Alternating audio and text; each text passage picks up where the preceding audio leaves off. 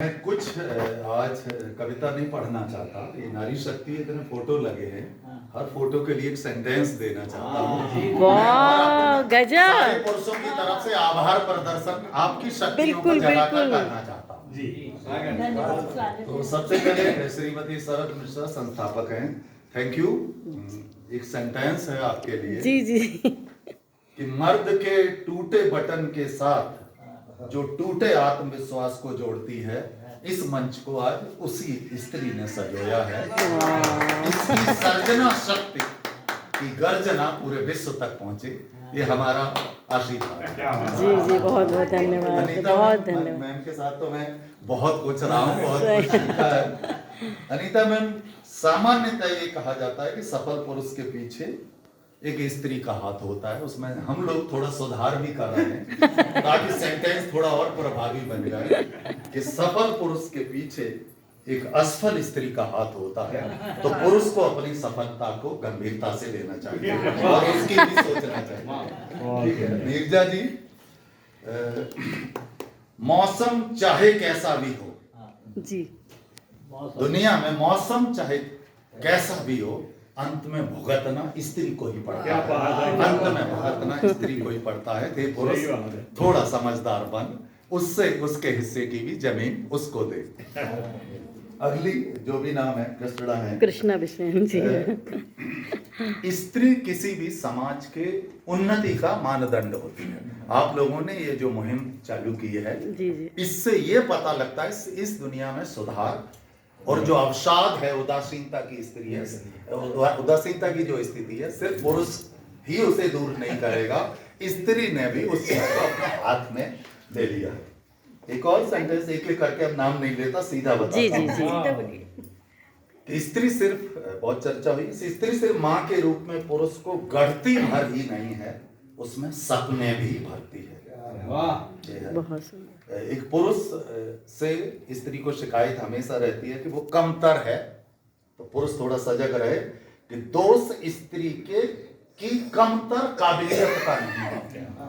दोष स्त्री की कमतर काबिलियत में नहीं है, उससे सम्मान, ये जो सारी जिरह है उसकी सम्मानजनक स्थिति का है।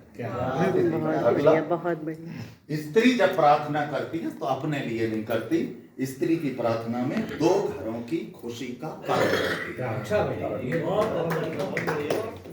अगला, स्त्री अपने दिव्य सोपानों पर जब कदम रखती है, तो आज वक्त है कि अपने दिव्य सोपानों पर कदम रख के उसको, पुरुष से ये रिक्वेस्ट है कि उसको भी अपनी उत्कृष्टता साबित करने दे। सिर्फ उत्कृष्टता पुरुषों में नहीं होती, स्त्री संपूर्ण कायनात की संरक्षिका होती है, और जब कायनात के साथ छेड़छाड़ हुई तो छेड़छाड़ करने वाला का अस्तित्व संकट में पड़ जाता है। छेड़छाड़ से पहले सोच लो।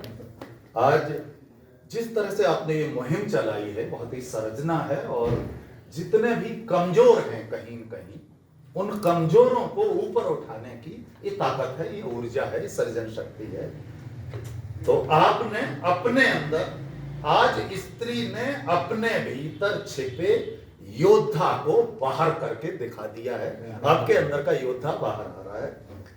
स्त्री को एक पुरुष एक बेईमानी करता है, वो अंडर एस्टिमेट करता है।